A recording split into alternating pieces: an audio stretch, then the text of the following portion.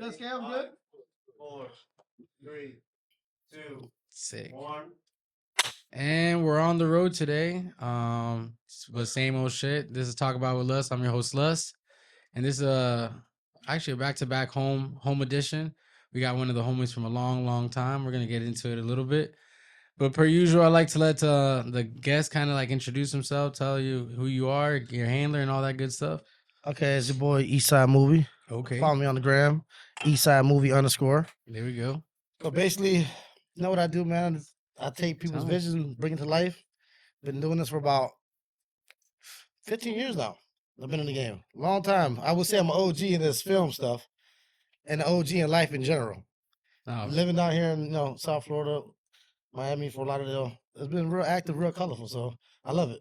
nah, bro. And honestly, I appreciate you to even be on this fucking show. I know we go back since we were kids, bro. And then honestly, coming from the same school and all that shit, same fucking, I mean, different struggles, obviously, but coming up from the same neighborhood and you doing all this type of moves, bro, and all that like sound, it's just dope, bro, to see it, bro. And honestly, it's like, bro, mad respect and Thank shit, you. I you know? appreciate that. My dog. It's funny. I have some of my guys here that I work with that don't know me from way back. And since you know me for a long time, tell me a story that you know about me in them streets or school or South Broward that you remember about your boy Eastside, Alex. You already know. I mean, growing up in Hollywood, I feel like everyone kind of get it confused since we're like raised by the beach. It's kind of like some like punk shit, but it's fucking hood as fuck. And honestly, bro, I can tell you, it's like as much as like, cause we weren't raised in an easy ass block. 24th and all that area was fucking hood as shit. I mean, I remember if you didn't live down certain streets, you shouldn't even be in that neighborhood. But Broad kind of 954 to the door. Let them know. Shout out to my boy Kodak. He been holding it down out here. And my boy Scale Nitcha B. Starbuds, baby. nah, but it's honestly the fact that you've always been a good people, bro. Always been real fucking nice as fuck, bro. Like you never, like unless someone fucked with you, you know. And that's the shit, bro. I fucked with that. That's one thing. You've always been an upstanding person type shit to me. I appreciate that. All day, you know. Damn right. Damn right. And again, like I said, even though we were raised by a beach, and you would think that it's like some punk shit, but bro, we're next to Liberia, Carver Ranches, and we're talking about the years that shit really mattered. Yeah. Even like Foster, shit, you passed Pembroke Pines, and the cops would stop you just by crossing the street. Be like, why the fuck you over here? Pembroke Road. Pembroke Road in like Yeah. 26. Yeah, so being on the east side of Hollywood, right, for all them years, so we're like 5 minutes from Miami Gardens, right? But then we have Pembroke Road. We cross over. I'm in Foster Road. Used to run Foster Road up and down. If you know about Foster Road in the 90s, one of the biggest, the first episode of fucking Cops, if nobody knows this, was on Dania Beach Boulevard on 1st Street in Dania, and it was in Hollywood. First episode, 1994, 93, whatever it was. The first episode of Cops was in my neighborhood. That was the same thing with American Most Wanted. John Wash, they found his son with the head chopped off. At the Target And Plaza. who found the head? Who did? His the psychic. Really? The psychic helped him find the head of his son. It happened in Hollywood. He's got his head chopped off. I just That's know what that started American Most Wanted, if y'all don't know. And that shit literally is the Target Plaza right now.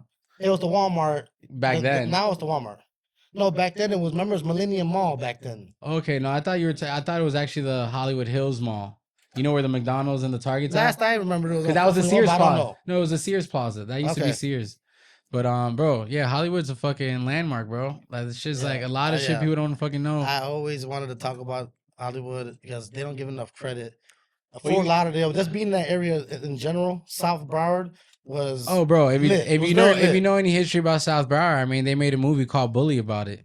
When that nigga killed all a bunch of the homies from South Broward, the class of '96, killed their best friend. No, it was the same director that made the movie Kids. You know Kids? Yes. That New York story about the HIV That's and shit. That's a cult classic. Nigga, that shit used to make me angry. Yo, that movie's crazy. It's funny because I always wanted to make a movie like Kids out of Broward and Dade. Yeah. Which is coming. Soon come. Got the cult classic coming soon. For everybody looking. Nah, that's fire, bro. But honestly, so if you look up the same director, he made a movie called Bully.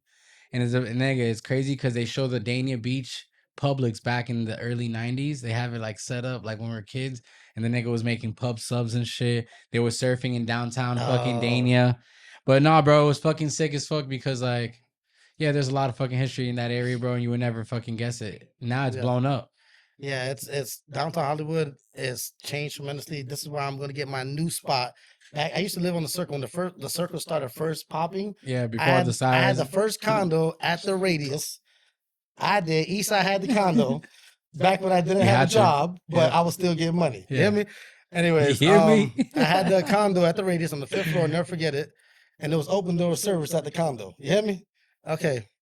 And I see that area develop, Bro, and it's crazy because everything.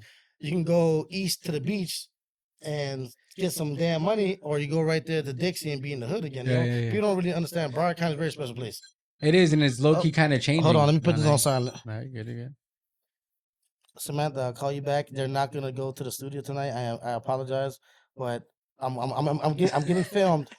I'm gonna send you guys a deposit so we can get a little extra money. You know what I'm saying? Make sure we're always good. I call you back. I'm getting filmed right now. Bye. One time for booking calls in the, we taking in the calls podcast. in the middle of the podcast. Business all day. We standing on Oh, business. Yeah. We standing on business all day around here. Nah, but honestly, bro, remember when the nigga got robbed for some pizzas and Papa John back in Hollywood and all the in time. downtown? Bro, There was a Hollywood's group- the shit. There was yo. a group of friends. I'm not gonna say their name, and they're a good group. It was 2002. They robbed the Pizza Man. That was something that we all did. If you was in any hood in Broward County, any hood anywhere really, Rob the when Pizza your Man. first criminal acts was to call the Pizza Man, call as many pizzas as you want, Yeah. rob his ass for all the cash he had in his pocket, because that was a natural thing to do. Yeah. You come drop these pizzas off. As soon as you come in, dude hits in the back of the head. Yeah. You ran in your pockets. Nigga, because even back then, busting a nigga in the head for $200, $300 is a lot. when We're was talking about early 15 2000, years yeah, old, it and was a early lot of money. 2000, Yeah. yeah. But let me tell you guys, boys and girls out there, do not do that. There were some friends of mine who did that simple rob the Pizza Man stuff. I'm not gonna say their names. They're from South Broward. Went to the high school with us. They on the way out, the cops were gonna pull them over. They ran from the cops and ran over an old lady. So the act of stealing that wasn't the big part. It was the mistake of running somebody over and leaving the cops. They did about 16 years apiece. That's crazy. And they were all fresh out of South Broward, and you know these people. I'm sure I believe it. you know the guys, and I'm they sure. just started getting out of jail. So they spent most of their So life. to quick run back to like, you know, all the other shit. So what made you fucking like jump into this shit, bro? Because I know you were doing it, but then eventually you're just fucking left and right busting all that shit, bro. Like, So what started it off? I got to shout out my older brother Will. Love you. Hey, I haven't heard my that name older in a long brother time. Will. I'm gonna tell you to answer that question. when they were I gotta kids, bro, take they you were down- fucking twins. Y'all niggas that's, look like. that's my brother Steve, by the way. Oh yeah, My Steve, brother Steve, Will is Steve. my oldest brother. My Yeah, brother yeah, Steve. yeah. Yeah, Goody Blaze. Shout out to Goody Blaze, boy. Lawless works. I see you, baby. Anyway, so to start over this thing, when I was like 6 years old, my brother's 6 years older than me. Okay. And I'm in Newark, New Jersey. Very, very tough town. Shout out to Brick City, baby. Hey, I Union see you. That's County. my birthplace. Brick City's my birthplace. What? People Is don't know is that. that Union County? No, it's Newark, New Jersey. Okay. I don't think it's Union County. I don't know. my I grew up phone- in My Hillside phone and just Elizabeth. keep going off. Elizabeth, Union, Jersey City. Yeah. Yeah, the phone keeps going off. Sorry about that. I agree. So, 6 years old, my brother changes my damn life. I don't mean to say this, but he used to tow me on the bike, Uh-huh. and we were very poor in that time. Yeah. And we go to the corner store. Back then, they used to sell the tapes, right, on the counter. So they have Biggie tape, Ready to Die. They have Method Man to Cow, remember like it was yesterday, Yeah. and Tupac Thug Life. They had these 3 tape cassettes. And they used to have them in these boxes, and all the tapes were stacked up. We probably had like 40 cassette tapes in each box. My brother's like, steal it. So I swear to God, I was a professional thief as a kid, and people don't know that because we had to get money. It We had sounds to do about something. right. So I go inside the store, and I'm the youngest one. We're He's talking like, about the 90s, bro. It's in the different. 90s, 94, bro. Yeah. I remember like it's yesterday because this was my beginning days of being higher. So my brother is trying to act like he's buying something. I steal all 3 of these tapes. I had this jacket on, and I was really very professional. I grabbed the tape, slide that bitch in my thing, and I grab all 3, keep sliding them. I'm like, oh, give me this candy as soon as you turn around. I was really the master of distortion and trickery at that age. You know what I'm saying? I feel you. I get back home. I swear to God, I listened to these 3 tapes, and I feel like these 3 tapes molded my life. Real talk. I can shed a tear right now because that's how it really was. That's another story I'm gonna talk about later. I'm gonna digress, but so we got Thug Life, Tupac, crazy. How long would they more me pour out a little liquor? These songs were like I knew these albums verbatim. Ready to Die, Everyday Struggle. I will say But that that's because song, you had a brother 6 years older than you. my brother's 6 years older than me, Yeah. and he was already outside. And I got my father, who straight was born in Cuba, went to Miami, and then drove to New Jersey to get bread. It was like this is in the family. You know what I mean? So I'm in New Jersey, Newark, Brick City. I'm hearing these albums, and I just fell in love with hip hop completely. I was already in love with it, but it was like part of my life. And the reason why those three were like so iconic is because in that Hey, that was era of that everything. time of music, it was like they changed hip hop so much. I still fuck with it to this day. Yeah, But back then it was like you spoke what you felt. You know what I'm saying? You know, another thing is if you think about it, at that time, if you were listening to that music, you were living at the location they were rapping at. Like, I remember, so my brother's 10 years older than me. So that nigga was bringing Tupac, Biggie, all that shit, and like old school Ice Cube and shit. Yeah. And then just hearing that music at that time, it was like, it actually used to make you feel a certain way, bro. And it used to make you just like want to rep your town and shit. Like, Yeah. but New York was popping, bro, in the 90s. I remember when like people started coming down south. Oh, And yeah. then like you start hearing Trick Daddy and shit like that. We'll jump to this story. Okay, so yeah, knew all those albums verbatim. I went back to Florida, and then I was living in Homestead in I used to be going to Elliott, what is Elliott? My bad. Leisure City Elementary, excuse me. I've been to so many damn places. I moved so much. So I'm in Leisure City. I'm going to Modella Park and I'm having full on scraps. That's why I was in Miami, in Homestead. Homestead was And rough. back in the 90s, 95, it was the Haitians versus the Yankees. It was the Cubans versus the white folks. It was everybody versus everybody at that time. It I mean, wasn't Homestead all still love. gets down. It was not like that. And since my father was a straight Cuban, I was in a very Cuban area. So I'm talking about, I remember going to the park and meet all the Yankees trying to jump on this Haitian dude. And that was my boy. Now we're teeing off because I'm a Cuban kid, the only Spanish person on that court. And I'm fighting in the middle of Modella Park going in. And I'm a kid. Funny shit. But I love it though. You know why? Because those little experiences growing up. It makes you, bro. Correct. So after. And it also like correlates to like when you start dealing with like lively problems, like shit that you have no control because life is set up a certain way.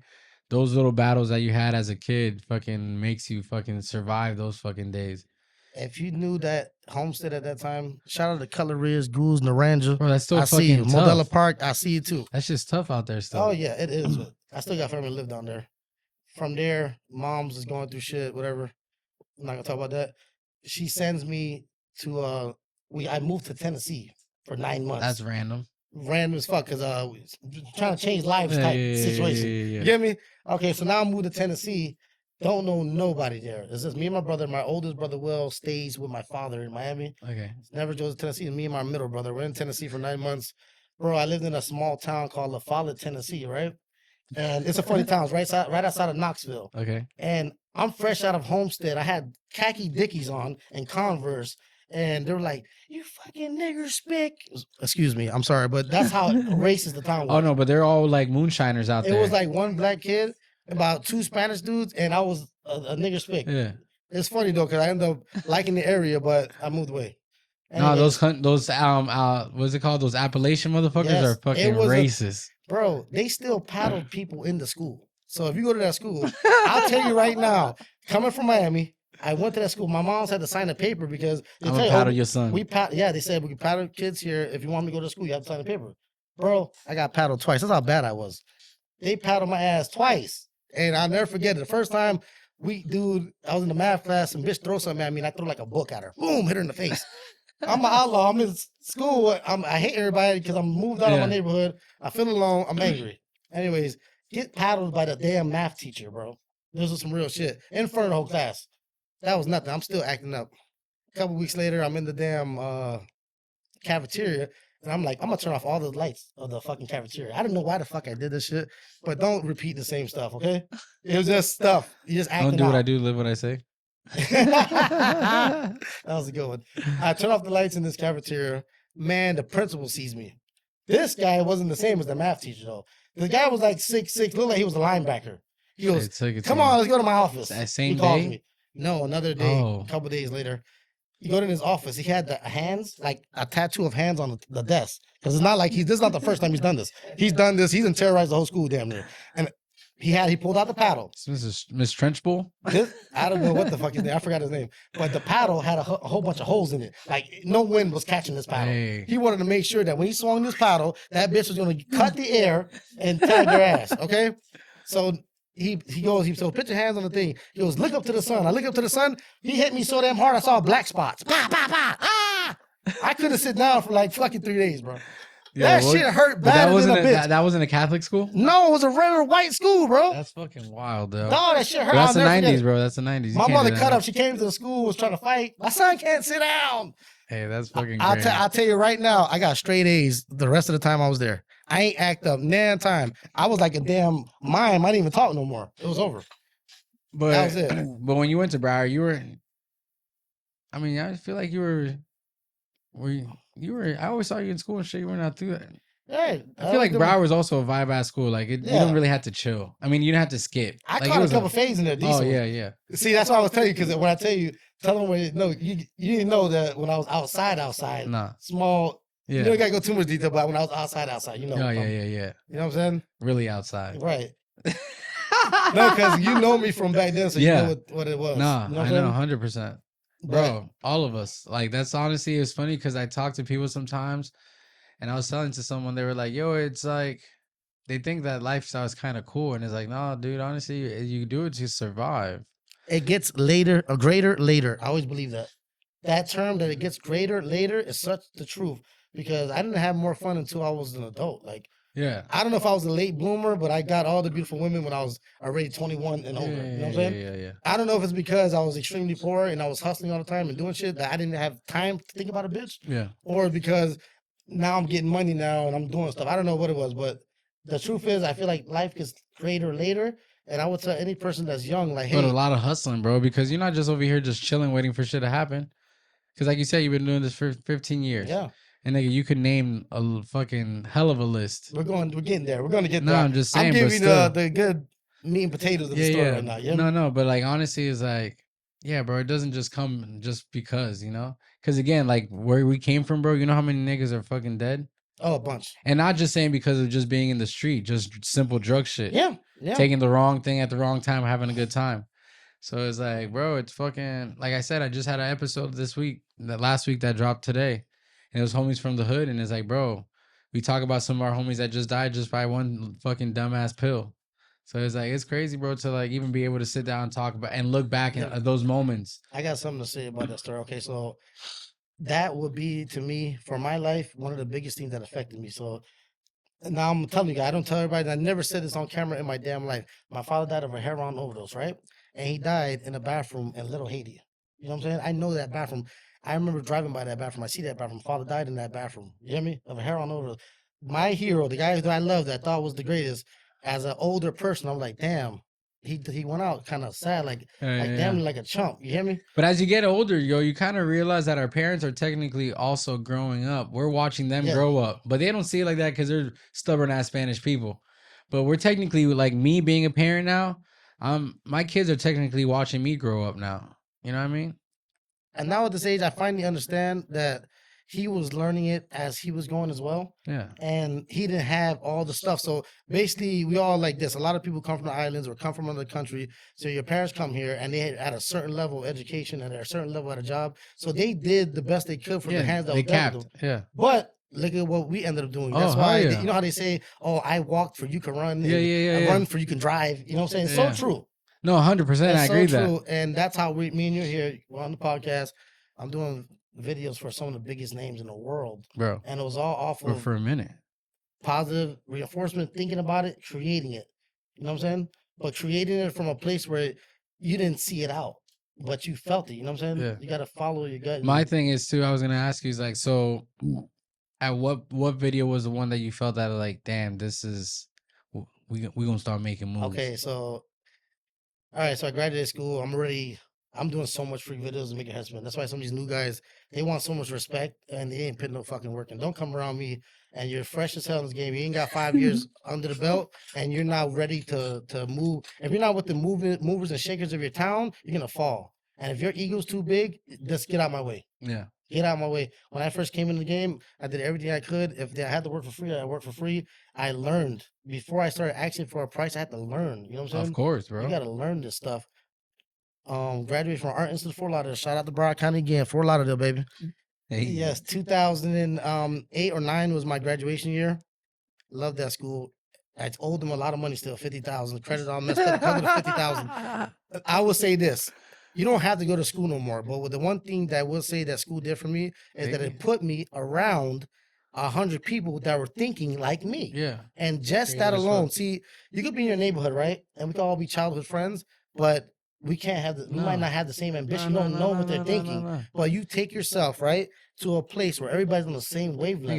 You become a nerd about that shit. Everybody's on the same wavelength. So that energy is crazy. Oh, for sure. God bless that year that was there, because out of that year, a lot of successful people came out of it.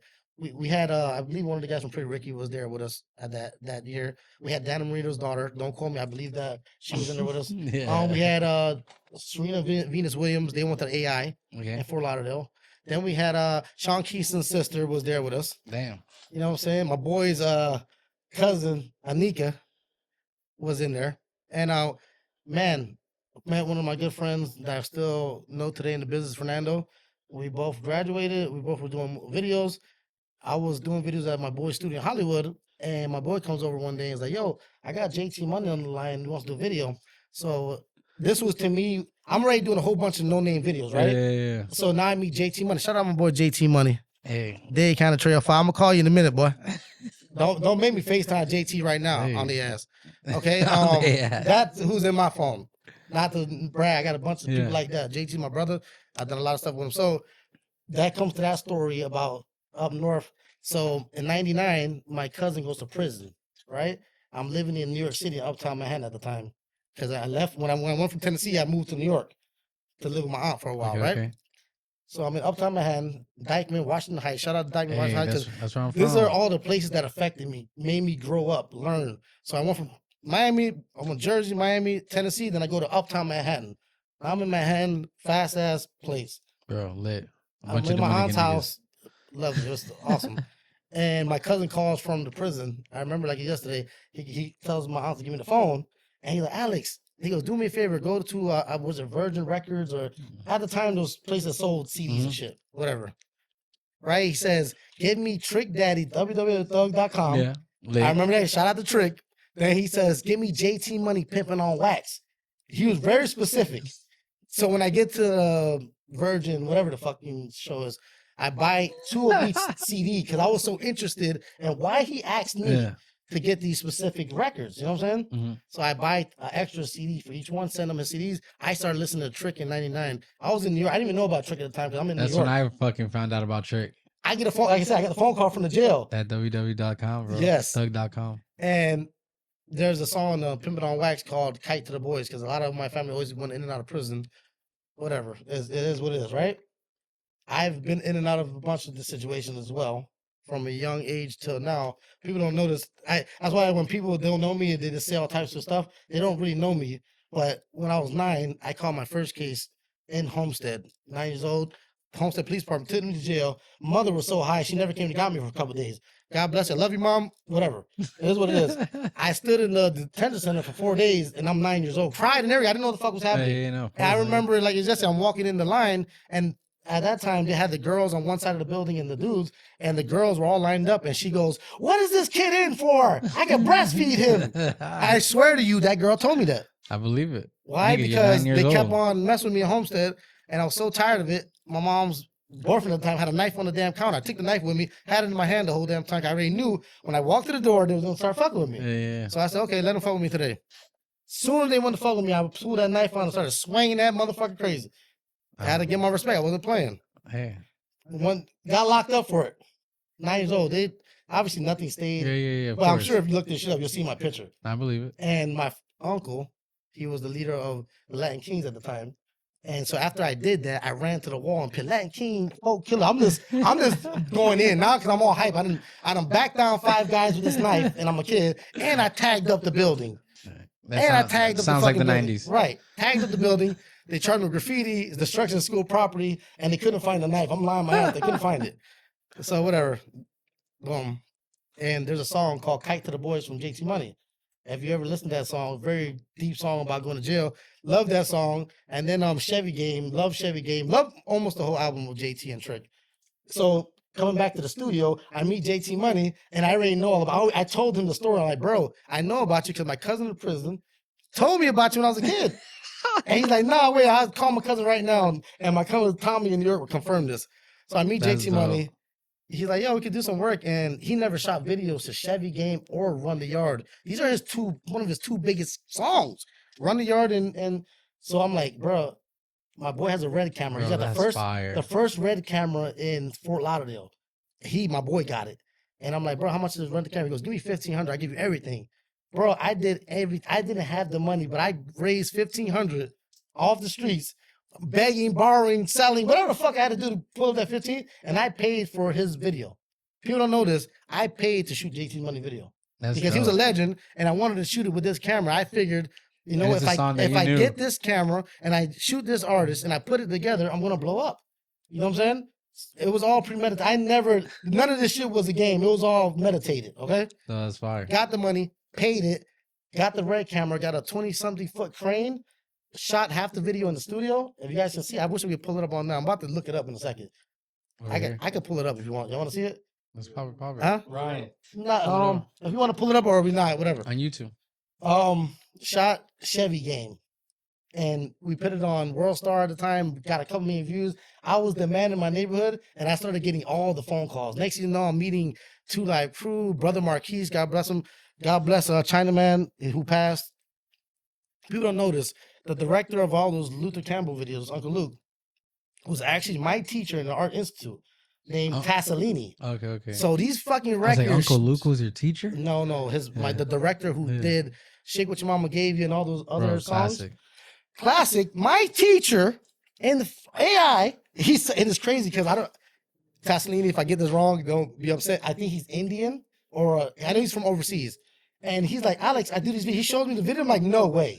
I said, you're Uncle Luke's director and you're my teacher, bro. Like, this is classic. That's dope, bro. Amazing. So, because a lot of people don't know that Uncle Luke got arrested at Club Gemini in Hollywood back in the day, bro. That was like, go ahead. I got a bunch to say about that, bro. But Club Gemini was like, I always think about it. Is like, how the fuck did we used to go to those underage parties? Oh, we used to tear. How's that? How that worked up? I don't understand how that worked. It was outside. It was no Instagram. If you wanted to see some ass, you had to go to the club. No, it was crazy, bro. We were out there like clubs at 16 years old, drinking sodas and chips and getting fucked up in the parking lot. Oh yeah, that's why Hollywood is so important to the culture. They don't understand South Broward. First of all, I believe Hollywood doesn't get enough credit. They're the second biggest city in Broward County. Then is Fort Lauderdale, and then there's a couple other ones. But Fort Lauderdale and Broward, I mean, Hollywood are the two biggest cities in Hollywood, and a lot of classic shit. And they're gonna kill me for saying this, but in Atlanta, if you hear Jeezy's music, Young Jeezy, the whole Trap or Die movement came out of Fort Lauderdale and Broward County. And when I was young, BMF used to be in Broward all the time. Shout out to Big Meech, they want to let them free. Lil Meech, what up? So me being in them streets, BMF used to be in Liberia. BMF used to be in Hollandale and Carver Ranches. I know because I remember they used to come through the Magnums. Remember the Dodge Magnums? Yeah. Bro, this was like, I'm a 15-year-old kid out here on the streets trying to get money. And then you see Magnum after Magnum after Magnum with BMF raps on them. Yeah. And I'm with my Haitian homeboys and they're all buying. Yeah. It's not a secret. They was all buying, powder, whatever. Yeah. That's what they went. That's what all them things went to jail for. And they were in my neighborhood. So Trap or Die, Fort Lauderdale, obviously Dade County and was all in there and all that shit. But shit, bro, even like I remember when Hollywood really blew up too, is All About the Benjamins. That movie, that movie was shot there. Fast and Furious too. Yeah, a lot of movies were shot there. Yeah, a lot, bro. I remember seeing was it Bow Wow, Mike Epps, and Ice Cube, right? Yeah, because there's a hotel called the Diane Motel. Right, yeah, by the Knicks, and they redid it now. But that was cool to have them in the movie. Yeah, but bro, Hollywood's always been the fucking spot, bro. So we got BMF in motherfucking Hollywood at that time. So funny. Well, I'm not gonna go into more details about that, but whatever. What was the purpose when we got to that? Because we're talking about Gemini. Yeah, Gemini. Uncle Luke. They shut him down. They wouldn't let him because they didn't say whatever, a public ordinance or the X-rated song. I don't know what it was. Yeah. But he won the court, took it all to the Supreme Court. He's the reason why rappers can say whatever they want in their songs.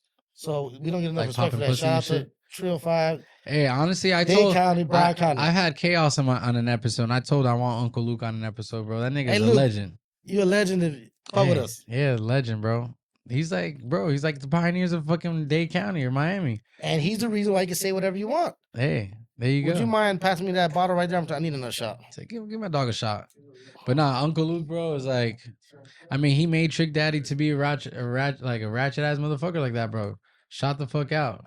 I remember, like you said, in '99, I was still in New York, and then to hear Trick Daddy, that www.com, thug.com, bro, that was a fucking hit. That like for the There thugs, you go. yes sir, Trick. bro. I got a Legend. lot of stories. I remember. I don't think they got the studio no more, but my boy Big Herv, who lives in Opalaka, he got his son HB. God bless him. I hope I'm getting all the names correct. And HB used to be around Trick all the time, and I used to get invited to go by their studio. And I remember this night. I've been through so many classic nights that I this is believe not luck. This is premeditated, being out there and being 10 toes down out here, like for real. So my boy Herb called me like, "Oh, we're going to G5," or anyways, they got Iceberg. It was Fuck the Other Classic. Side Hey, release party. lit. And I remember we go to the studio in Miami Gardens, and Trick and everybody's there, and they're passing out the shirts to say "Fuck the Other Side." And I go in a caravan of cars.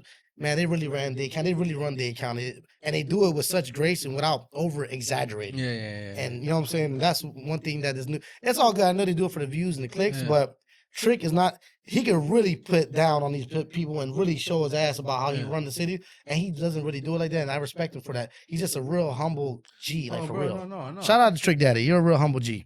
I remember Trick Daddy back when he used to, like, when we were kids, and he used to find him by Lincoln Park when we were jits, because his cousin and all them people. Yeah, On 24th. I believe it's Hollywood, right? Yeah, Hollywood was his cousin that passed away. Yeah, Hollywood has a lot of history that people don't know. Because a lot of that, the area that he used to chill was over by, like I said, Lincoln Park, when Lincoln Park was a Lincoln Park and not a. Lincoln Park used to be lit. I got my first time I've been held at gunpoint was at Lincoln Park. Bro, I used to get That's so funny. I used to get my hair. So I was 12 years old and I had an afro, and the cops, Officer Lee, which is still a Hollywood cop, that nigga would search my hair when I was a jit every day, bro. A lot of running. I hate that shit. I hated it so bad. Funny. That's so funny. And especially coming from New York, you never really dealt with that shit. Like, you dealt with like weird ass motherfuckers, but like the cops busting you down like that was whack, bro. I used to hate that shit. Right. Shout out to J4DS.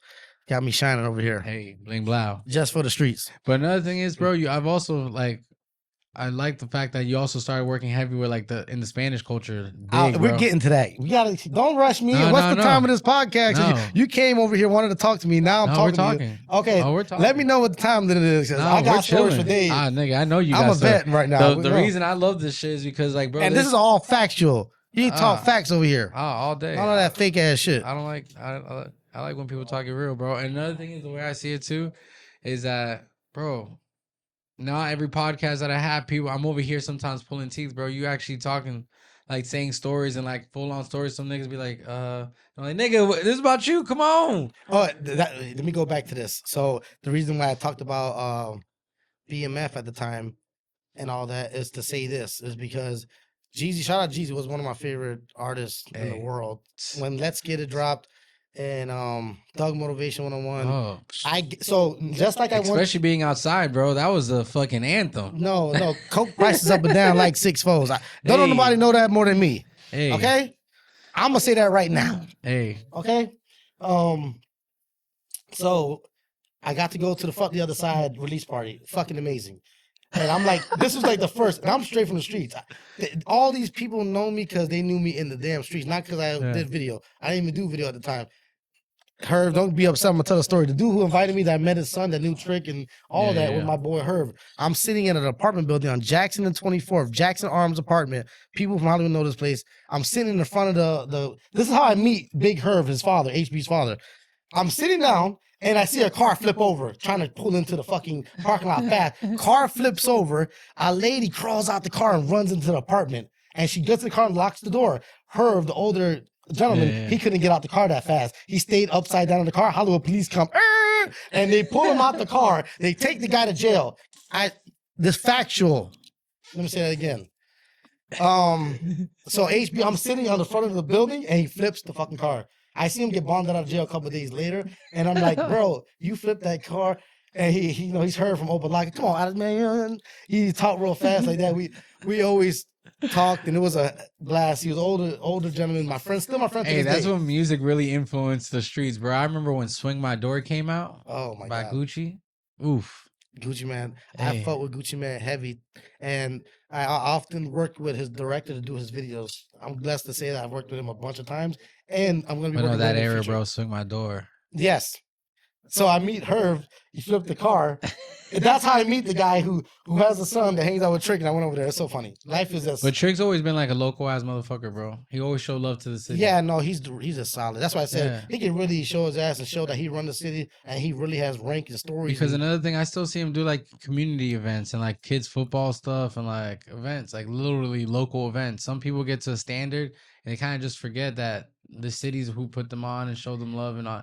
I will say this: Trick Daddy is probably one of the only artists that can have his studio in the middle of the fucking hood and still alive to this day. God bless him, and God bless everybody who lost their life at their business, Nipsey Hussle, or the other artists who got killed outside the studio. It's a lot of stuff. No, yeah. That's how even much- in Florida too. How much respect his crew got? Nobody messed with them guys like that. He had his. I remember the studio was off of Miami Gardens, right off of Miami Gardens, No, I believe it. Murder And- Gardens. You already know. Murder Gardens. I remember that. That was amazing. I went to G5 that night. They gave me a shirt. I felt like I was part of the crew. I had the fuck the other side shirt, and this is classic, bro. I'm like, what? Can't believe it. Nah, I believe it, bro. And especially like, bro, coming. And this is from before the Hollywood. JT Money thing too. That's the crazy part. All from the streets. I already knew that I was gonna be on my way to the entertainment business back then, because my older brother, again, he was at that time he was a manager to a reggaeton group Okay. called Soulfly Kings, South Florida Kings, and it was my boy Booyah and my boy oh my god, he's gonna kill me for forgetting his So name. you were living this life for a minute, bro. Brother, Even I when we were forgot. kids. Give me a second. I'm gonna get your name. Soulfly Kings. Give me a second. It was Booyah and Soulfly. Damn. Yeah, they call him Chop. Tropical. My boy Trop. Soulfly. Shout out to Trop. Shout out to Booyah. Shout out to Soulfly King. Shout out to my brother Will Lawless. I remember managing them at the time, and they had a song called Mi Bandera, My Flag. Okay. And it went viral in Miami back then, and it was crazy.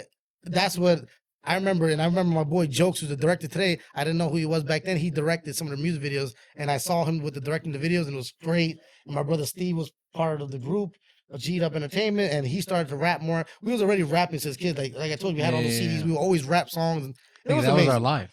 It was amazing. And seeing him, so now here I am. I'm 10 toes down in the streets. My brother's a manager, and I'm being exposed to this entertainment industry. I just hung out with Trick for the Fuck the Other Side thing. It was amazing, awesome. And then I meet JT. I meet him because my boy John Doe. Shout out to John Doe. John Doe's my boy. Always supported That's me. another reason why I always like gave you mad credit, bro, because the streets can indulge you, bro, and you were able to. I tell step people out. that all the time that don't know me, like, wait till you come around my way and you see I get saluted around this motherfucker for real. Like, I get saluted to this day. Brother, I had a kid run up on me. He's my mother's neighbor. And he comes up to me out of nowhere. My mother goes, you know that kid downstairs? I just talked just like 2 days ago. And I go down there and he just comes to me and goes, bro, you don't remember me? You and JB used to be all the pounds in this. I'm like, bro, chill. But Nah. I remember you. Nah, yo, that shit's fucking fire because it's funny. That's just funny, bro. Nah, bro, it's a long way. That's And, a lot of bullshit that we used to do with it. JT Money. So I raise the money up. There used to be this abandoned car lot on 79th Street that we used to do everybody used to do the donk shows over there, pull up all Yeah. the cars. JT A Money. lot of motherfuckers are from There's a Hollywood, guy too. named No Sleep. What's up, boy? I know everybody around this bitch. No Sleep. I'm shouting them all out because we're about to do these reels, and I'm about to get the shit lit right now. We're about to get litty because it's all factual. No Sleep gave us the location, and I shot JT Money Chevy game, and it was what you got? This boy got some enchanted Enchanted? music. Go ahead, pull up JT Money Chevy game for me while we're talking, if you can. Thank you, bro. I shoot JT Money Chevy game, got the red camera, still brand new. One of the first red cameras in Fort Lauderdale. I kill it. I edit the video. My computer wasn't even strong enough to edit the video because the red footage was so strong. At that time, I didn't know nothing about codec and data files and all this shit. It was like I'm still was learning, and I edited the video because I had a timeline to the release on World Star in a couple of days, and this was like the biggest thing in my life at that moment. I'm like, oh my god, this is it. This is it. What I worked for. Shot a video, get it out, and boom, it immediately put me on another level with bigger artists. And everybody saw me. So the trick is here on this film stuff. If you're a filmmaker or a guy who has a Sony FX3 or Sony A7S, you're trying to make it big. Let me tell you something. First, you got to invest in yourself. If you don't believe, if you don't believe in you, why the hell I'm going to give you my money to do this? Yeah. So I believed in me so much that I put all this money into it, and not just put the money into it. I brought all my friends with. My brother was my damn near my co-producer, my lighting guy, camera op. He was there. My brother Lawless, my brother Steve always supported me. Thank God I have a strong family of men that was out here. My boy John Doe, my boy Ali Kada. Shout out Ali. He's the owner of the Pier Street store in Hollywood. His family still owns the building. And my boy Ali, get the store back. We need it back. That's crazy. He's still Pier Street store, bro. He still owns the building. Oh my god. So Ali was part of this, and that's dope. Yeah, so I was always, and that's another thing. Every time I did shout something, out to Ali, bro. He always had the 10 Broward, skills. I will always try to bring whoever I can to my neighborhood. Every chance I get, I'm not gonna brag about this. Look, my boy Fernando was directing the Bad Bunny video, and he blessed me with a chance to be the producer of these videos. And we're fresh out of college, a couple of years, and he could have got anybody else to do this stuff. But he knew me from school. He knew I had passion. Knew I was smart. He knew I was connected. You're also Spanish, nigga. Yeah, but it's not about just being Spanish. About knowing what the hell you're doing. Yeah, but you're also good people. So I was able to learn real time on set, and yeah, I fucked up a lot of times. And you know what? In that process, I just kept getting better. But man, to get the opportunity to produce the Bad Bunny video, so let me go to that story real fast. My boy Fernando, he's one of the best reggaeton directors down here right now. And it's amazing to see where he went with his life and his career. And I love it. I love it. And I love to see him prosper. I know how good he is at what he does. It was amazing to see it. I saw it firsthand. It was amazing. Anyways, he gave me the opportunity. The first, there's a video called Soy Peor, which is from Bad Bunny. That's the one he's like walking away from the car. Correct. Fernando's in Orlando. He calls us. He calls me and Dennis, the DP at the time. And goes, yo, they got DJ Luan has an artist named Bad Bunny. They only got a couple $1,000, like $5-6 grand. I don't know how much it was. It was not that a lot of money. He goes, would you and Dennis come up here? Or do you want me to hire other people? I'm like, fuck no. I rented a car immediately. But it was you already knew who Bad Bunny was? Nobody knew who the fuck he was. Nobody. Didn't know who he was at all. All I know is I was hungry for the game. Yeah. I was ready to go. Fuck it, I'll take that job. I was ready to go to the end of the earth. I know that. I know that video. You should fucking put it on. That shit was a classic. I got a lot of classes under my belt. It doesn't work.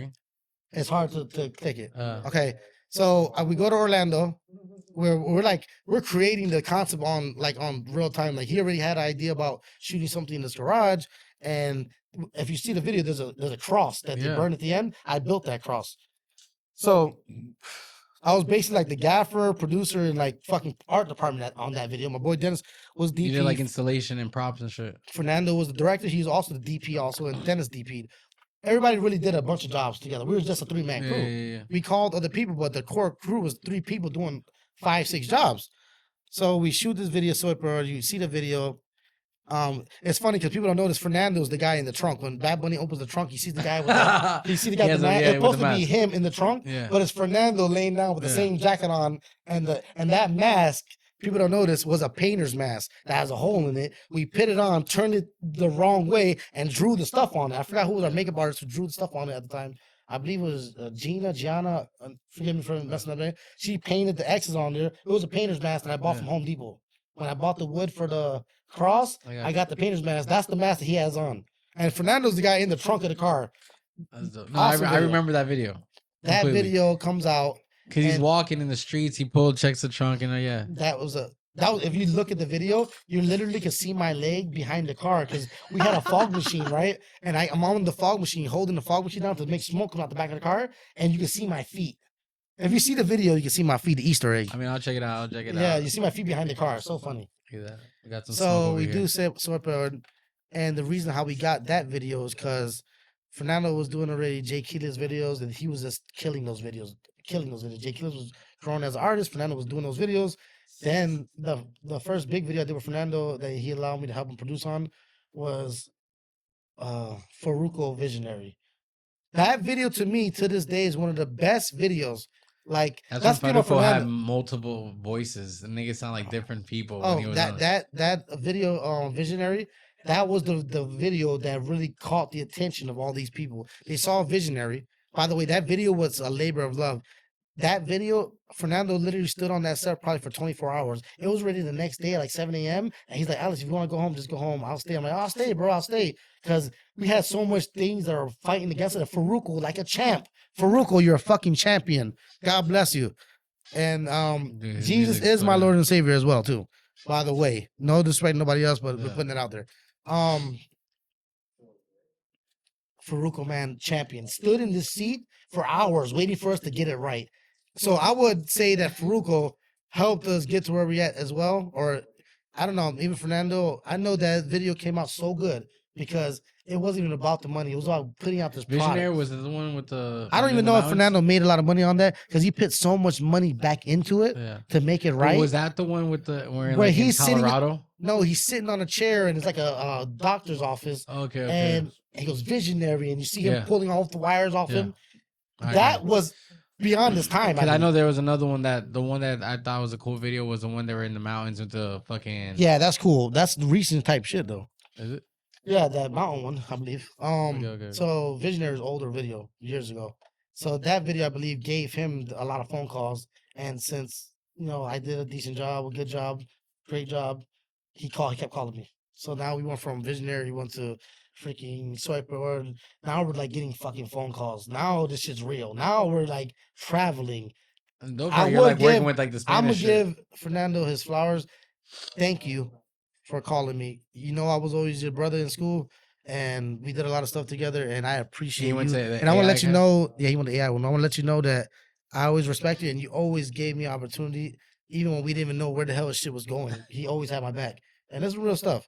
People always do this and they don't say who helped them. And I told myself, no matter how big I get, I'll never forget. That's why I also, like I said, bro, like when someone says your name, it's like, bro, Alex is dope as fuck. Cause bro, you're doing all this shit and you're still a fucking like outstanding person. Like, bro, you're not a piece of shit. You fucking stay connected with people. Like you don't, bro, you just you're polite. You have manners. You fucking have respect to people. You're like, you gotta be a humble giant. You gotta be a humble beast. It's like you gotta know what you're worth and get your money, but you gotta.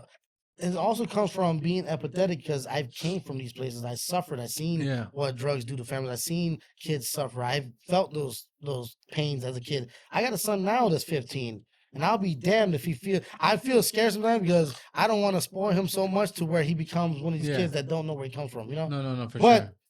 I give him his share of hardships so he can learn. Yeah, for sure. He's a great boxer right now. The kid is the most intelligent kid. I'm his dad. Of course, he's going to be intelligent. I made him go viral multiple times, by the way. That was awesome. To have my son go viral off of what I've done, I put him in the Whole Lot of Choppers video with Sada Baby. That's the song that Nicki Minaj ended up getting on, right? Yeah. And my son is in the video of a Whole Lot of Choppers. And if you've ever seen the kid who drinks the soda and I did all big, that's my son. And he's walking through this party with all these girls shaking ass and having fun, and he's like 7. It was like I'm like I just put my son on, and it was he was probably like 10. You know why? Because COVID was around, and there was on a Zoom call, and there was a kid some girl goes, oh, I saw you in the video, and some chick goes, he wasn't in the Sada Baby video, and my son's like, that's Cap. He's all on the Zoom call saying, you Cap, I'll show you the video. That's me in it. He was so proud. It was a proud moment to put him in that video, bro. That's dope as fuck.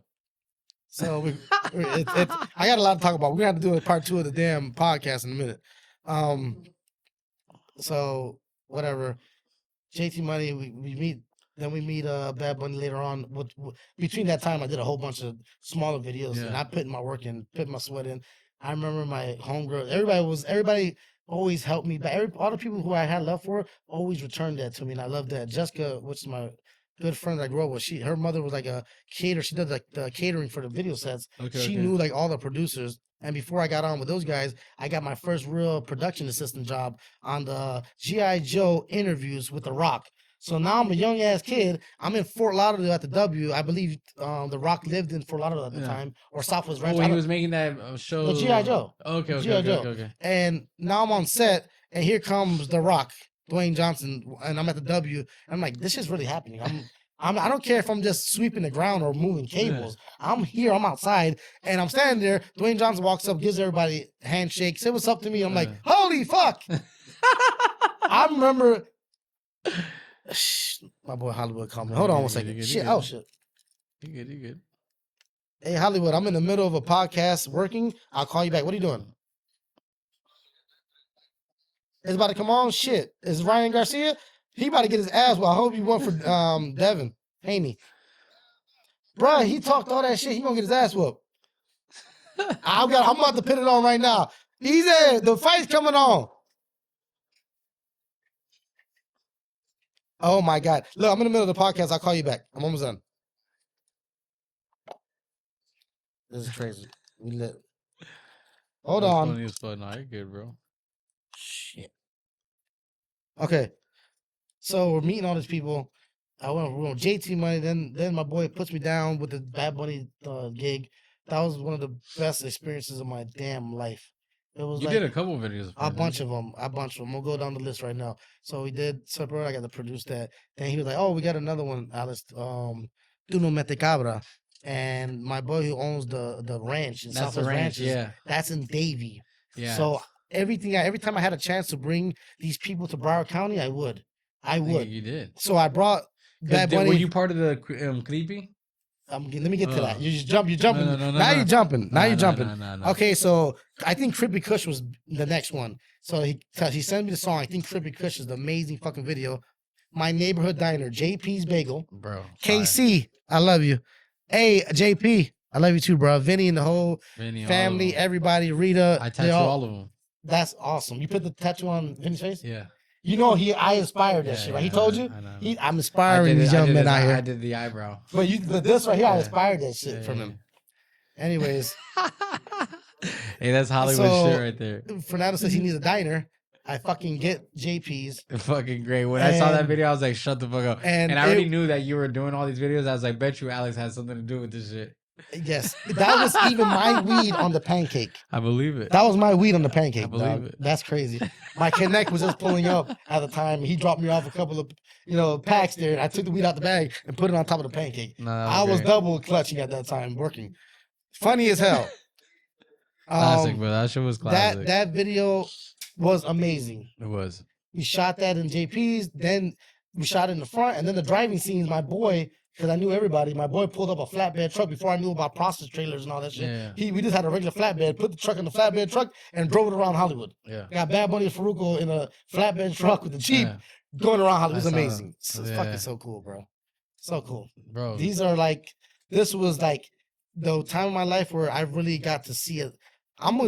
Obviously, I did Tu no mete cabra, I did Chambea, I did a bunch of them, right? I'm going to skip to... Chambea, wasn't that the one in Vegas? Chambea was in Atlanta, and it was in California. Okay. Because I thought that's not the one with Ric Flair. Yes, Ric Flair. Okay. So, Chambea, I got a picture of Ric Flair on my phone. It's fucking amazing. Woo! I got to meet Ric Flair. We got the Chambea video.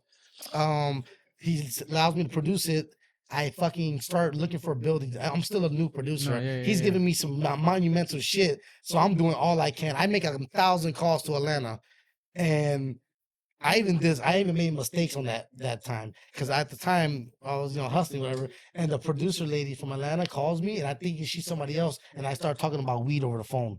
Bruh, I felt so embarrassed. I bet.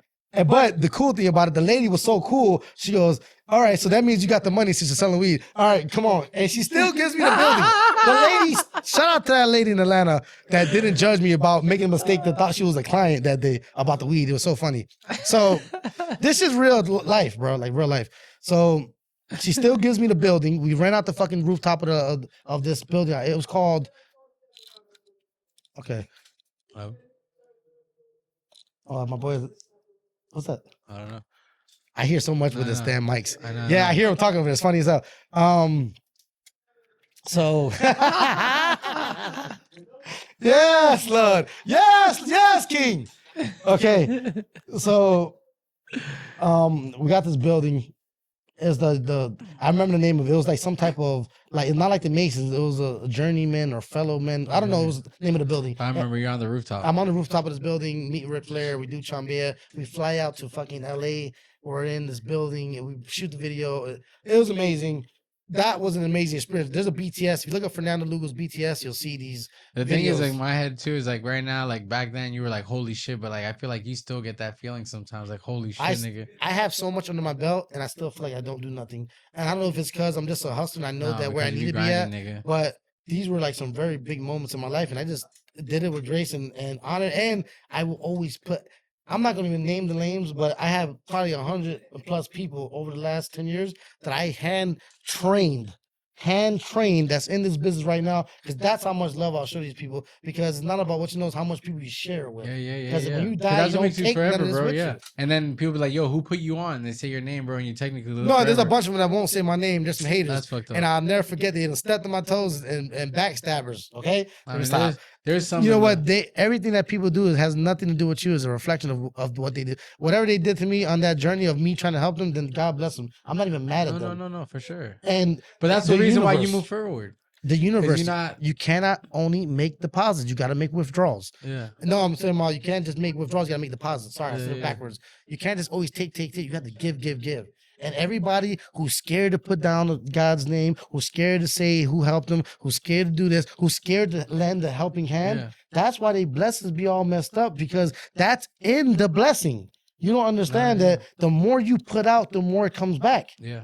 And they don't understand that. There's like, Bro. it's crazy. Believe me, I understand that. Even I'm an artist, bro. So tattooing, there's so many times that I give out for like free just because you're expanding. You try to look out, and even yourself out of growth. But like anything in life, bro, you gotta give, bro. You got to get back.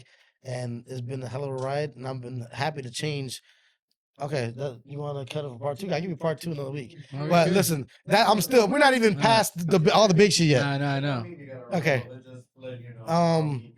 But I know you're busy as fuck too. Yeah, bro. I want to hang out and drink a little more. I Yeah. gotta work tomorrow morning though at 9, but I'm still gonna be up for a little I while. don't know. We got a major video to do tomorrow. I love it. But so we shoot Chambea, Duno Mete Camera. Then I get the phone call of my life. We're like, holy shit, we got the Drake and Bad Bunny video, Mia. Everybody thinks that video was shot in Puerto Rico. No, it was shot in Alapata, Florida. Which one? Which one? I was the producer of that video. Which one? Mia. Okay. You don't know Mia? Damn it, Drake and Bad Bunny. Yeah, Big ass song. yeah. Got 1 billion views. By the way, No, Fernando people really thought that was in Puerto Rico. When I was with Fernando, at the timing I was with Fernando, YouTube had the artists who had the most views. 4 of them at that in that consecutive year when we were doing all these videos were all Latin artists. Yeah. And Mia's one of them that had 1 billion I know. views. A couple of them, and we did those videos. 1 billion bro. views. We Yeah. did those No, I know. videos. I'm tooting my own horn today. No, I know. We did those Nigga, videos. that's why we're they here, gotta bro. know what time it is. Cause that's another thing, bro. Hey, Hollywood, bro. We out So, here. Look at my dog. I got Don't be fooled. I got the, but it was with the help of other people. I can't take all the credit. No, of course, So I'm bro. presenting that has to be said at the same time. But did I work my ass off? Fuck yeah. On the Fuck Mia, yeah. the Mia video, I was producing it. I remember I had to knock on everybody's door for a 2-mile radius in a circle to get the permit. So I had to tell everybody what we're doing, write their name down. I got the house. Shout out to my brother Will, because he was like my backbone. Because I've been doing this for a long time, and my brother's 6 years older than me. So we always had the streets on lock for a lot of different reasons. And our boy Booyah, his house was the perfect house. I just sent up a whole bunch of pictures of houses, and Bad Bunny was like, I like this house. Looks like a house in Puerto Rico. It's an AP. Yeah. So he chooses my boy's house. It's crazy. And then on top of that, my boy had all the Puerto Rican cars, those little fucking, whatever the fuck the Toyotas were. I got a hatchback right now. It's in the video. Yeah, If you see it. It's those old school, like almost like old school Volvo looking. Yeah, they're cars. boxy Yeah, little. yeah. I don't even know what type of car he was, but Hey, you always Puerto see the Puerto Rican Ricans cars. with like the 14 speakers in the back, banging out the whole hood. He wanted those cars. So if you look at the Mia video with Drake, you see 2 of those cars in the front of the thing. So I get the cars, I get the house, I get all the petitions, get the permit. We got the police. We got on that video shoot. It was like all the odds were against us. We had 110 women on the job. What? 110 models. Just the models alone, we probably spent about 14. a Bad Bunny video though. That was a lot for that. If you look at the front of the house, No, that it was a lot packed. of women. It was 110. I That believe. little ass house too. And we turned that house fucking. Drake is raining bad that day. He comes really late. It wasn't like I said. I don't know. He probably was busy doing something. He comes around 4:30, 5 o'clock in the morning. God We've damn. been set up for hours. I'm talking about hours. I mean, it looked like we it got was like people late. leaving the set. There was kids lined up down the street to see Drake and Bad Bunny. They were just waiting. I don't know if that scared them. Like, holy shit, there's a crowd of people in Alapata. That's I like a believe it. Dominican neighborhood in Yeah, Miami. hood as fuck. You never know. Already all day. And he comes. Que lo We que. get the shots. We get the shots that we want. We fucking make another fire video. On that video, I literally gaffed the video. I'm talking about it was Magic 2, which one of the lighting companies that closed down. Lindsay, the guy retired. He definitely was a mentor to me as far as it comes to lighting. and he really showed me everything. So I picked up a 70 kVA generator. With people who in film know this is the generator you put on a trailer. It's huge. I got Okay. power a small town with this fucking generator. That light that I brought there was like a 18,000 watt light. You couldn't put this shit on unless you had real deal bandit Yeah. cable and all types of cam locks. I'm talking shit that it's all electrician work, whatever. Yeah. I'm that good, by the way. I can do all this. Thank God I had real mentors like my boy Lindsay and Magic, and they all trusted me, and they didn't.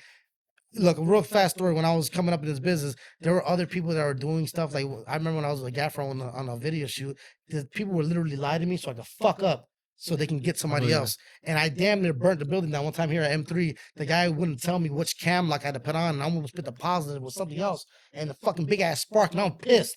I want to fight the guy because he's lying to me. You know what I'm saying? And I'm like, you fucking ass. You'd rather me fuck up the whole building than you tell me this. So I made it my business to learn everything and then give it away. Gave it away. I always tell myself I'm gonna do this business like I did the damn streets, front door service. Swear to God, front door service, and I give it away like that because that's how we gonna get it. You know what I'm saying? And that's how you fucking get like respect. And that's how you walk I around. learned safely. all this, and I would just give it away. I'm training people left and right, bro. Left and right. There's a bunch of guys in the game now that still can owe their whole career to me, just like I owe my career, even though everybody got to a place on their own merit, their own hustle, their own energy. You know what I'm saying? And if it wasn't because I wasn't thinking this wave up, I wouldn't be there. But on that path, you run into people that elevate you. Yeah. It only happens a certain amount. Let me tell you something about life real fast. Anybody could bring you down. Yeah. Anybody. But only a certain person could bring you up. So you gotta be real careful about who you with because a bum on the side of the road could do some weird shit next to you and you can go down for it. You know what I'm saying? Yeah. But to go up is so hard. To go uphill, to build. I can destroy this whole studio right now in 10 minutes, but to build the motherfucker take years, Yeah. right? That's life. If you don't be careful about who you're around and on the way, anybody could bring you down. Dude, I like Anybody. that shit. That's heavy. So, boom, I do the Mia video. We're on the high of highs. We're getting phone calls left and right. I'm talking about, I remember I did Ozuna and Tory Lanez in Puerto Rico. Now I'm getting phone calls directly. Tory Lanez on the phone. Yo, Alex, I got Ozuna. I know you guys do the Bad Bunny video. Oh, by the way, I went to Puerto Rico and did the Daddy Yankee Bad Bunny with Fernando. That was epic. I forgot. Before we get off, I'm going to do that one last story because I'm saving part 2. Y'all hear me about that? Hey, there's going to be a part 2 coming guys. too. We ain't even getting to everything. Not even close. I'm going to cut it off because I got to leave some for part 2. Hey, no, I feel you, bro. You know what I'm saying? But and it's 420, bro. And it's 420. And I got a big job. I'm going to take another shot and smoke another joint. Yeah, let's do this. I go to New York. Even though I went to New York and I did the El Alpha and Cardi B video. That was another one. Hey, I'll find Cardi B. I'm like, I forgot about that. I did that with Fernando as well. We went on a fucking run, a hell of a run. We went on a super run, and I was there to like, I was front and center on that journey, and it was amazing, bro. The biggest thing that I've done in my career, right? The biggest artist. Again, Fernando, thank you. We got Jennifer Lopez on a remix of Talkaboutwithlust. Damn. We go to Beverly fucking Hills. It's me, Fernando, our AD Cassius. Halo? Listen. This is factuals. We're in Beverly Hills, and they tell us, "Oh, we got to go to this address because we have to give the paperwork or the concept. I don't know if we're giving it to JLo or whatever to her management team." So we're in front of this house. She calls back, or they call back, say, "No, there's another house. It's down the street." Apparently, I think she owned both houses in Beverly Hills that we was at. I believe So we it. go down the street. We pull up to JLo's crib for the Talkaboutwithlust video, just to talk about the concept, whatnot. The gate opens, and there's like armed fucking security guards at the gate with the machine guns. Yo. It was amazing. We go into it. We have another person come and walk us up. Beautiful house in Beverly Hills. Beautiful house. My fault. Bel Air. Okay. I keep saying Beverly is in Bel Air. Okay. Bel Air. Yeah. Bel Air. I believe Beverly Hills, Bel Air, one of them. Anyways, we go into the house. We go into this living room. She has like 5 living rooms, huge house. And here she comes out, so graceful, meets everybody, shakes everybody's hand. I'm like, holy fuck. It's fucking I'm Jayla. sitting in front of Jennifer Lopez off of film. And I already knew, we just did a whole bunch of stuff, but this is like an icon. It's Puerto Rican, every Spanish person knows. Everybody knows who she is, but it's really every Spanish person. Nigga, she was Selena. Every Puerto Rican damn near knows who she is. Nigga, she was Selena in the Selena movie. Yes. That's iconic. So I get to meet her for the Talkaboutwithlust remix, and I was like, holy fuck. I already knew. I already knew it, but I really know it. We're going all over the place. We're around the biggest stars, J Balvin, Animal, everybody, and it was amazing, Like, that's amazing. blessed. And I did it because I just was a hard worker and I was honest to the people I was around. And that's how you do it. You have to add value wherever you go in life. If you're not adding value, you're useless. So if you want to take some advice of how to make it in this business, learn as much as you can. And anything that you do, you have to up the value. If I'm standing next to you, I'm going to figure out a way. And another thing is all this friend talk and people talking about friends, right? If you have friends right now and you didn't never put no money in their pocket or send some help their way or actually did something for their fucking family, you're not really their friend. Because my friends, we put each other on. We say, oh, yo, you want to work this job? I got a couple dollars on this one. Oh, I put all my hood on that I can until you show me your ass and I have to cut you. But that's a real friend. A real friend cares if your son eats. A real friend cares if your wife is straight at the crib. You know what I'm saying? Real man shit. No, and we got to feel get that. back to that because it's all this. They throwing around twin and friend talk, and they ain't even doing nothing. Shit. Yeah, Not no, a thing. Yeah. You hear me? And they're always just waiting for their hands out. So you got to be careful with that. I've always tried to give it back. No matter how high I got, no matter how much things got under the belt, I still work with it. I even still do free videos at my age. Because I'm getting older now. Yeah. You know what I'm saying? I got some other surprises coming for y'all, but we're going to do it in part 2. Hey, bro, I remember when I was thinking about making music, bro, you showed me some love, and you were already a busy-ass nigga. We're going to get to that. What's the name of the podcast? Talk about. Hey, Talk About podcast, next big thing, smoking. We're going to make a bunch of reels to what we just did, and it's going to go viral, and people are going to respect us. You hear me? Hey, they're going to know because all run that factual local stuff, bro. Eastside Movie is one of the most underrated people in South Florida, and I don't care about it. You know why I don't care about it? Because I know who I am, I know what I do, and I know who's who. You know what I'm saying? Because everybody knows somebody that knows somebody that knows something about it. Hey. You hear me? Shout out to Trick. And they keep on, I love it. Please keep on sleeping on me, because I'm just going to come through the back door just like I always did and build up, and I'm going to open the door for all the rest of the people to come in, because that's how we're doing it. We're giving it back. Well, that's a Hollywood way. We're giving back. You got to, bro. Thank you for having me on. Nah, I have so much more, but I can't do it. Nah, bro, I know. I got more. Nah, I know, We'll go more in depth. We'll catch up in like another month or two. Thank you for bro. taking the time out. Bro. I hope that everybody who watched this knows a little bit more about me, about the podcast, and really knows that we're just real people doing this. Yeah. And trying to stay out of trouble. And we suffer like everybody else, and we go through stuff. And that's why you have to be humble and empathetic and help where you can, do what you can. Have respect. Never bro. take shit and never let nobody try you. That's number one. Nah, all day. But in that same win, I'm gonna say, go out there and do something. Some of the best people I met in my life have been random, and just do a random act. I don't even film all the stuff I do. I'm talking about real fast before we end this. Recently, I met the guy who runs the Muhammad Ali Foundation. All because I was driving my grip truck down the road, and I see a guy without gas sitting there, and a whole bunch of cars passing him. And I'm busy. I pulled over right away. I said, "Hey, you need some gas? Get in the car." We get in the gas. We get in the car. I take him to get gas. He shows me that he does a lot of film industry stuff, and that he represents the Muhammad Ali Foundation, and he's friends with Muhammad Ali Jr. If I want to meet him, like, oh, now my son got pictures of Muhammad Ali Jr. I went to the Muhammad Ali Day the other day. Bro, it's crazy. All just from that. Being a nice person. Bro. So we'll end it on that note, man. Put it out. You gotta make deposits and withdrawals in the universe, and it'll speak to you. Hey, that's what you got right here. This is Talk About with Lust. I'm your host, Lust. And shout out to J4DS. He gave me the shine right quick. Hey, we out. Bro, bless. Hey,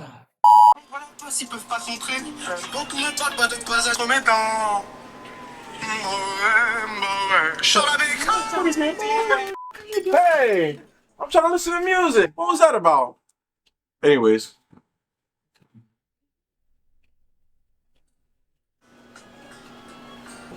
Where the f are you going again? Hey, what am I supposed to do? I want to listen to music. Wandering? Oh, wow, this is cool.